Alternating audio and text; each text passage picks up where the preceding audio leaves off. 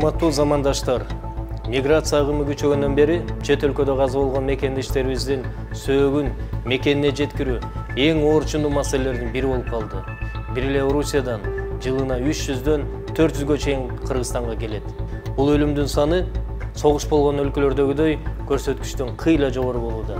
Салыштырып көрсөңөр, ооган согушунда 10 жылда 250 адам каза болсо, ал эми тынч убакта бөтөн жерде үйүн багам деп журтташтарыбыздын өлгөндөрдүн саны жылына 400дөн ашып атат. Россияга ишке бараткан жарандарыбыздын жолдо каза болгондордун саны арбыды. Күнүгө бирден кабаруугу көнүмүш адатка айлангандай. Жок дегенде, сыртта каза болгон мекендештерибиздин сөөгүн алып келүүнү камсыздай албаганыбыз уят.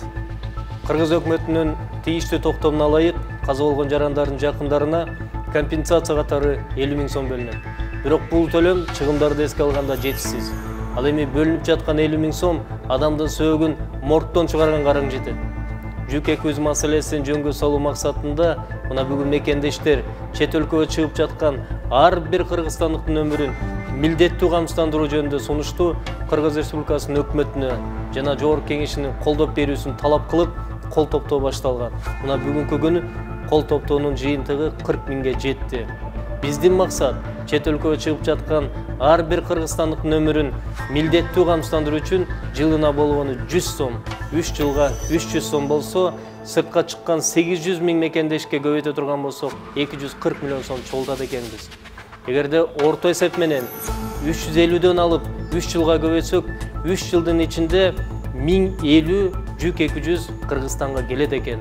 Чогулган 240 миллионду мына келип аткан 3 жылда келе турган 1050 жүк 200 же болбосо каза болгон мекендештердин сөөгүнө бөлө турган болсок, ар бир каза болгон мекендештин жакындарына 250 000 сомго чейин бөлүнүп берилет.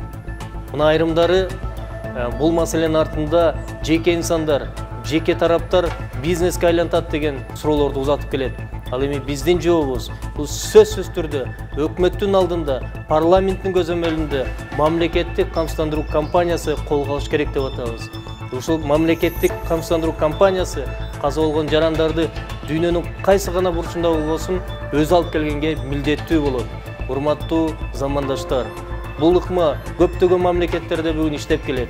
Эгерде өкмөт деги эле мамлекет бөтөн жерге үй бүлөсүн, өзүн, балдарын багам деп чыгып кеткен журтташтарыбыздын шартын түзүп бере албасак, жок дегенде каза болгон журтташыбыздын сөөгүн өз мекенине алып келүү биздин быйыл милдетибиз деп эсептейбиз.